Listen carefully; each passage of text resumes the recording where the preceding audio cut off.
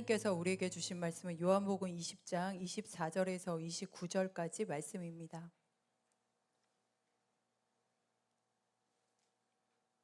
요한복음 20장 24절에서 29절까지 말씀 함께 합독하도록 하겠습니다.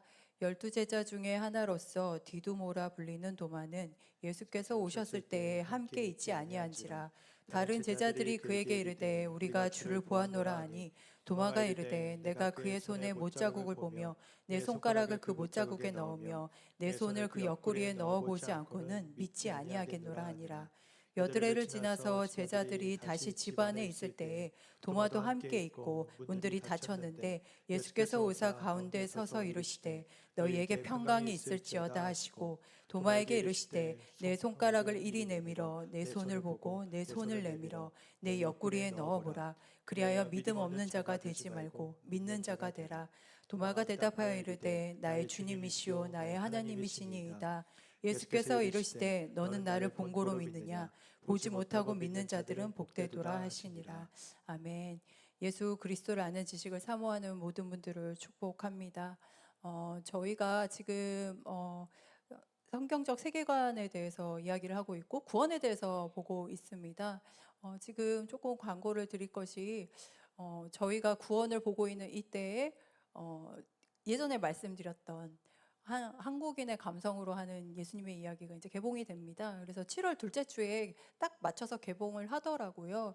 그래서 저희가 7월 둘째 주에 예배 마치고 저희가 그 애니메이션을 한번 보러 가려고 하는데 가실 수 있는 분들은 이송 회장님한테 말씀해 주시면 될 것 같습니다.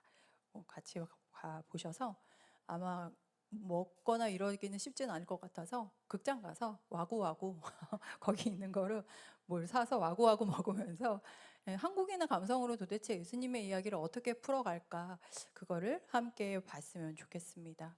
우리는 예수님을 나의 주님으로 영접한 사람들입니다. 예수님이 나의 주님이기 때문에 내 삶의 주도권이 예수님에게 있습니다. 그래서 당연히 내 주도권이 바뀌었기 때문에 내 삶이 바뀌고 우리의 모습이 바뀝니다. 예수님이 주도하시는 길은 계속 얘기하죠. 생명과 평안의 길이라고, 우리를 살리는 길이라고 이야기를 합니다. 그런데 우리가 예수님이 말씀하시는 그 길로 가려고 하다 보면은 우리는 본능적으로 우리가 죽을 것 같는 거죠. 근데 죽는 게 맞습니다. 무엇이 죽을까요? 우리 옛사람의 모습이 죽습니다. 그동안 하나님 자리에 있던 우리 옛사람이 계속 대면하기 때문에 내가 죽을 것 같고 내가 망할 것 같고 내가 손해보는 것 같고 한없이 내가 초라해 보입니다. 그래서 우리가 어디에 빠질 수 있냐면 자기 연민에 빠질 수 있습니다. 그런데 그 자기 연민에 빠질 때 바로 그때가 눈을 들어서 변함없이 역사하시는 하나님을 볼 때입니다. 이 사망의 구렁텅이에서 누가 나를 건져내랴. 그렇게 구원자를 찾는 것. 우리에게 더 이상 선한 게 없구나. 나의 도우심이 어디에서 올고 눈을 들어서 하나님을 볼 수 있는 것 자체가 은혜입니다. 수요 여성 누림 예배를 계속 하면서 하나님이 부어주신 은혜가 이 부분에 있구나라는 것을 새삼 깨닫습니다. 제가 깨달은 게 아니고요. 여기에 오셔가지고 기도하시면서 발견한 것들을 나눠주시는 분들을 통해서 하나님이 여기에 기름 부어주셨구나라는 것을 깨닫습니다. 저희가 올해 세계관에 대해서 계속 이야기를 하고 있죠. 세계관을 보다 보면은 현재 자리에 우리 각자의 자리에 묶여 있는 게 보입니다. 그래서 영적 싸움을 해야 되는 게 무엇인지 분명해집니다.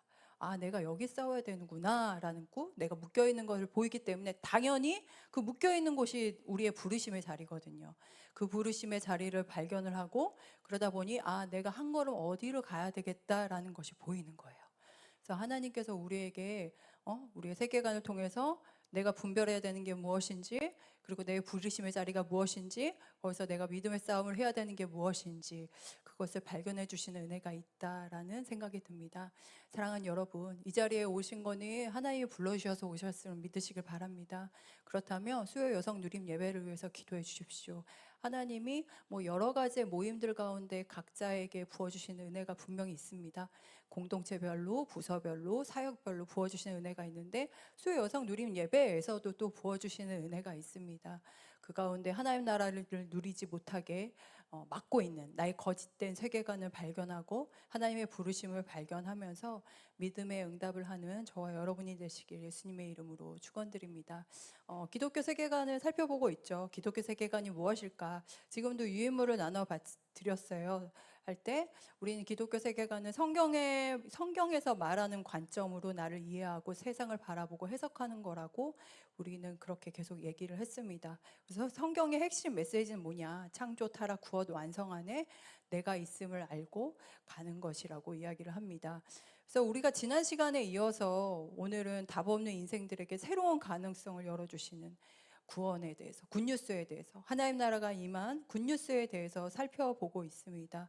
그 굿뉴스가 있기 때문에 이 방향 안에서 내가 누군지, 내가 어디로 가는지, 그리고 어떤 것이 내 삶의 문제고 해결책이 무엇인지 발견할 수 있습니다. 근데 여기서 용어를 조금 정리를 한번 해볼게요. 구원도 있고 구속도 있습니다. 그걸 어떻게 저희는 잘 정돈해서 쓸 수 있을까요? 보통 구속, 구원 다 동일하게 두 가지를 혼용해서 쓰는 경우도 많습니다. 근데 뭐 한자로 굳이 따져보면 이런 거예요. 구속은 묶을 구, 묶을 속, 묶은 거예요. 뭘 묶었냐면은 생명의 자녀로 하나님이 꽉 묶어주신 거예요. 그래서 뭐 이런 거죠. 이 땅에 매여 있는 죄인의 우리를 하나님이 죄값을 치르고서 너는 이제 하나님의 자녀다, 생명의 자녀다라고 꽉 묶어서 그 어떤 것에서 주의 사랑에서 끊을 수 없노라라고 우리를 칭해 주신 걸 구속이라고 합니다. 그래서 대표적인 말씀 구절이 이거죠. 내가 너를 지명하여 불렀나니 너는 내 것이라. 그걸 구속이라고 얘기를 해요. 그러면 구원을 뭘까? 구원이라 하면은 구제할 구, 도울 원 해서 구원이라고 이야기를 하는데 구원이 어떤 것인지 보여주는 성경의 스토리가 있죠. 바로 하나님이 이집트에서 이스라엘 백성들을 노예의 신분에서 자유인의 신분으로 구원해 주셨습니다. 근데 구원을 해 주실 때는 전제되는 게 있습니다. 그냥 자유인의 신분으로 구원을 해 주셨는데 거기서 끝난 게 아니죠. 약속의 땅으로 가잖아요. 약속의 땅으로 가기 때문에 자유인의 신분으로 누리면서 살기 위해서 구원의 여정을 꼭 가야 합니다. 그래서 구원은 구속은 전적인 하나님의 영역인데 구원은 하나님이 감사하게도 하나님이 하신 일들에 대해서 영원한 생명을 이 땅에서 누릴 수 있도록 우리가 해야 되는 믿음의 응답의 여지까지 남겨주셨어요.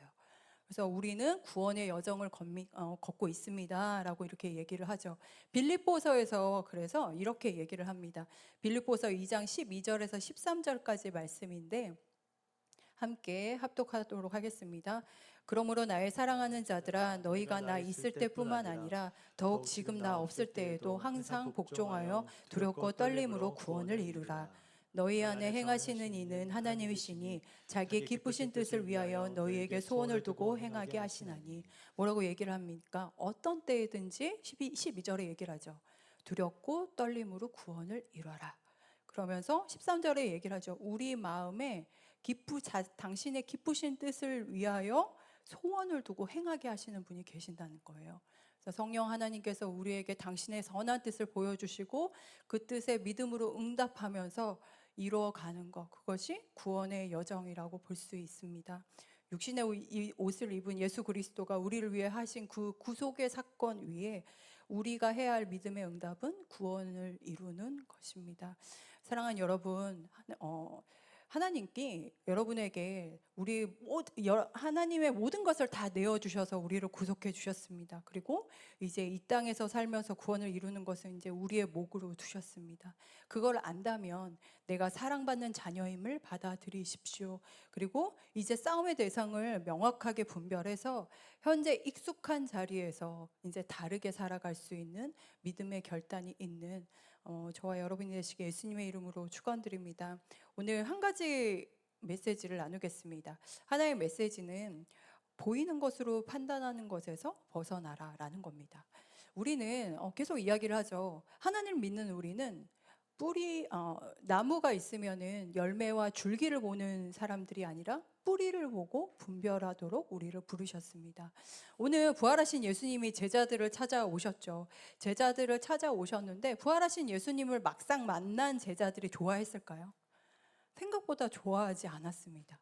그들이 부활하신 주님을 막상 만나고 보니까 옛사람의 모습으로 반응을 합니다. 몇몇은 굉장히 무서워하고 놀라거나, 그리고 몇몇은 매우 의심하고 믿지 않습니다. 부활 사건에 대해서 성경 속 사람들의 반응은 자신들의 세계관으로 부활 사건을 판단을 합니다. 오늘은 부활하신 주님을 만난 도마라는 사람의 반응을 살펴보려고 하는데, 이 도마가 반응하는 이 모습이 어떻게 보면은 하나님을 믿는 사람들에게 있어서도 나타나는 모습이고, 그리고 끊임없이 초대교회가 싸워왔던 모습이기도 합니다. 사실 도마는 예수님의 제자기 때문에 예수님의 공생의 사역 3년 내내 계속 같이 다녔죠. 옆에 있으니까 당연히 사람들에게 봤을 때는 좋은 사람, 믿음 좋은 사람으로 보일 수 있죠. 근데 부활하신 예수님을 만나고 나서 도마가 이렇게 얘기를 합니다. 오늘 말씀 24절, 25절 말씀인데 함께 합독하도록 하겠습니다. 12제자 중에 하나로서 디두모라 불리는 도마는 예수께서 오셨을 때 함께 있지 아니한지라. 다른 제자들이 그에게 이르되 우리가 주를 보았노라 하니 도마가 이르되 내가 그의 손에 못자국을 보며 내 손가락을 그 못자국에 넣으며 내 손을 그 옆구리에 넣어보지 않고는 믿지 아니하겠노라 하니라. 예수님의 부활 소식을 들은 도마가 뭐라고 얘기를 합니까? 뭐라고 얘기해요? 손과 옆구리에 못자국을 보지 않고는 내가 믿지 않겠다라고 얘기를 합니다. 이 말을 다른 말로 하면은 나 이해되는 것만 판단할 거야 라고 얘기를 하는 겁니다. 나 이해되는 것만 믿을 거야. 그리고 보여지는 걸로만 난 판단할 거야 라는 뜻입니다. 오늘 도마의 모습에서 보여지는 세계관이 있는데, 이거는 보여지는 물질이 다라는 거거든요. 이게 어떤 세계관인지, 그리고 이것을 예수님께서는 어떻게 우리가 믿음으로 응답하게끔 길을 열어주셨는지, 오늘 그 부분에 대해서 한번 살펴보겠습니다. 요한복음이 도마가 어떻게 보면 도마의 치부일 수도 있죠. 도마의 약한 부분일 수 있는데, 그 약한 부분을 요한복음에 넣으면서까지 보여주고 싶었던 게 있습니다. 요한복음이 사복음서 중에서 가장 늦게 쓰여졌거든요. 그래서 그 얘기는 요한 공동체가 싸우고 분별하고 있었던, 씨름하고 있었던 부분이 있었다는 뜻입니다. 바로 보여지는 것만 진리라고 생각하는 사람들하고 부단히도 싸우고 노력을 했습니다. 그 당시에 그것이 주류의 세계관이었고, 현재도 2025년을 사는 우리에게도 영향력을 끼치고 있는 세계관인데, 바로 자연주의 세계관입니다. 그래서 자연주의 세계관이 뭔지에 대해서 살짝 한번 좀 이야기를 해볼게요. 자연주의 세계관은 것은 뭐 핵심 문장으로 보면 이겁니다. 물질로 존재하는 게 전부야. 눈에 보이는 물질로 존재하는 게 전부라는 세계관 사고방식입니다.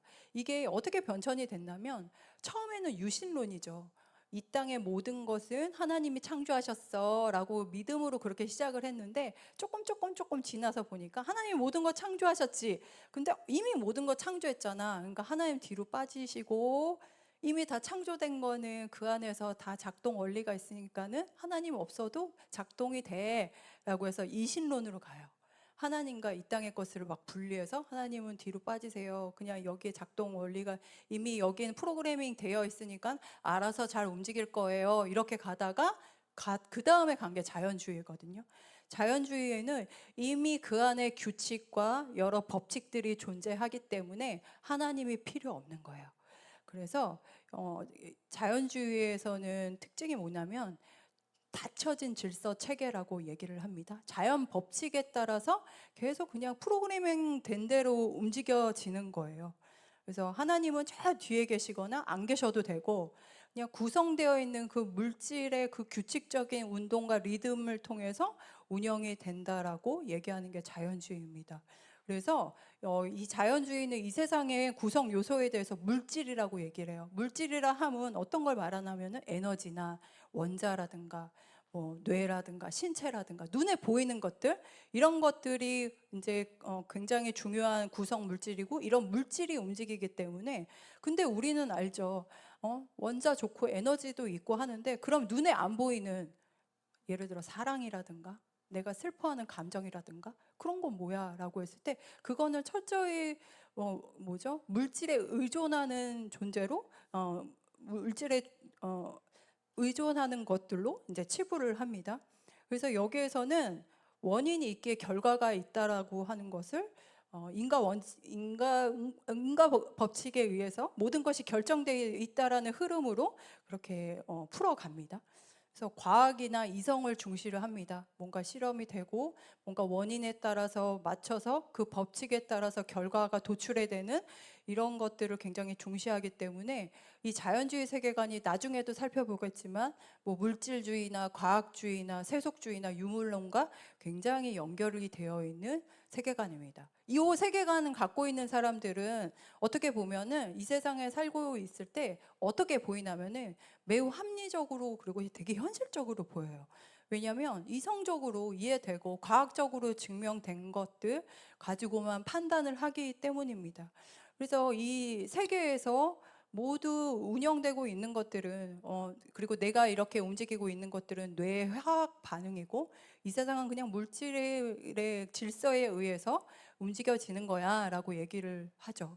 근데 이 사람들이 굉장히 힘들어하는 게 무엇이냐면 보이지 않는 세계를 부정하니까, 보여지는 세계만 긍정을 하니까 정해져 있는 틀에 벗어나면 매우 힘들어합니다.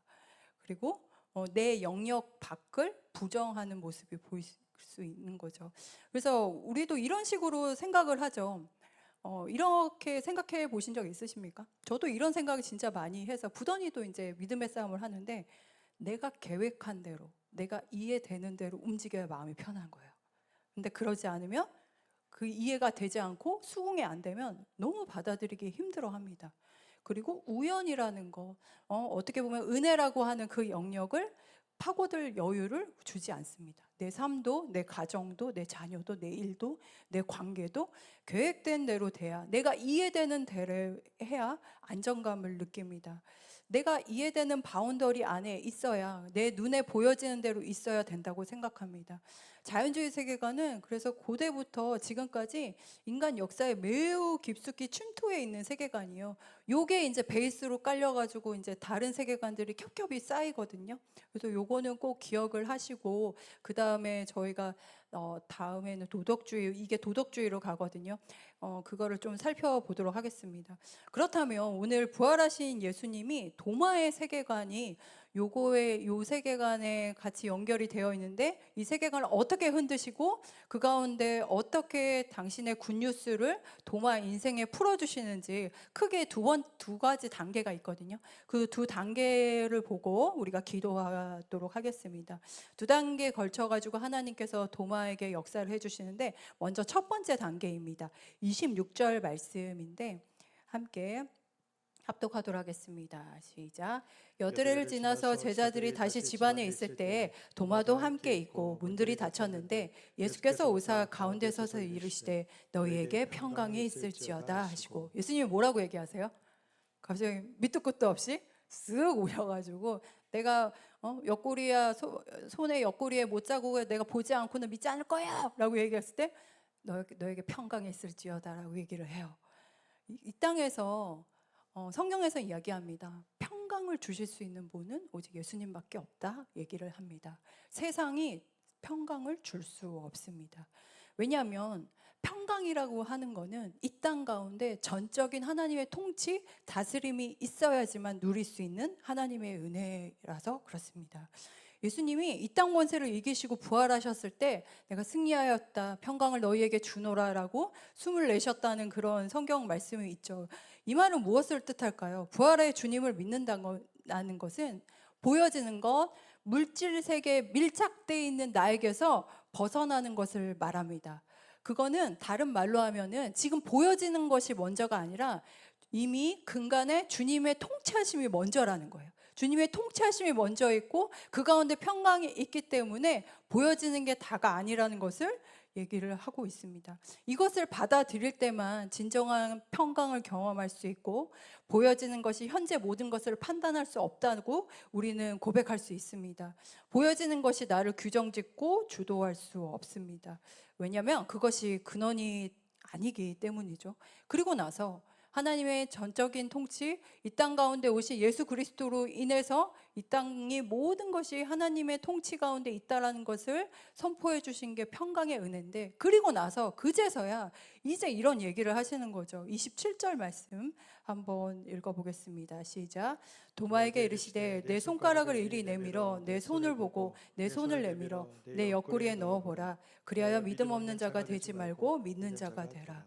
뭐라고 얘기하세요? 예수님이 평강이 너에게 임할지어다. 내가 모든 것에 주도권이 나에게 있다. 모든 저변에 하나님의 통치하심이 있다라고 얘기하시고 나서 그제서야 도마가 붙잡고 있는 거, 네가 보여주는 거, 이해되는 것만 믿겠다 하는 그거를 보게를 합니다.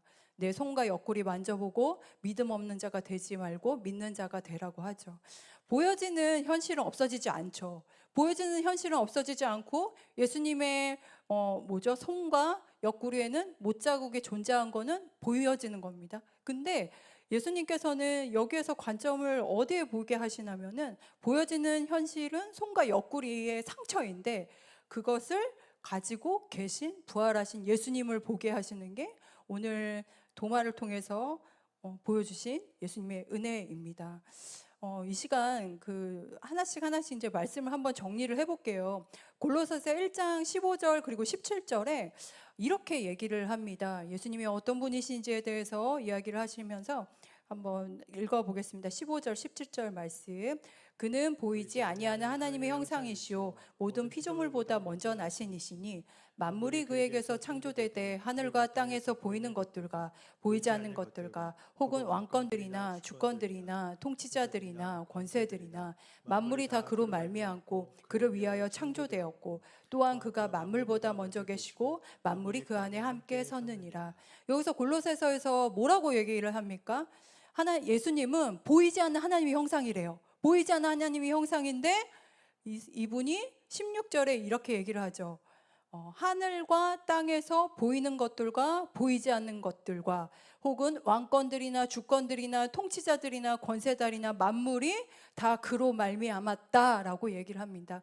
보여지는 것이 뿐만이 아니라 보여지는 것, 보여지지 않는 모든 것이 다 예수 그리스도의 안에 있다라는 것을 이야기를 하고 있습니다. 사랑하는 여러분, 여기 계신 분들은 어떠세요? 도마처럼 내가 봐야지만 되겠습니다. 내가 이해돼야지만 믿겠습니다. 내가 수긍이 돼야지만, 그리고 내 계획 안에 넘어가는 것들은 제가 믿을 수 없습니다라고 고백을 하십니까? 도마도 내가 예수님을 만져보고 직접 봐야 믿겠다 했습니다. 내가 이해할 수 없는 범위 안에서만 믿겠다 합니다. 예수님은 그럴 때 못 박힌 손과 옆구리 자국만 보던 관점을 돌려서 부활의 주님을 보게 하셨죠. 그래서 도마의 고백이 이렇게 바뀝니다.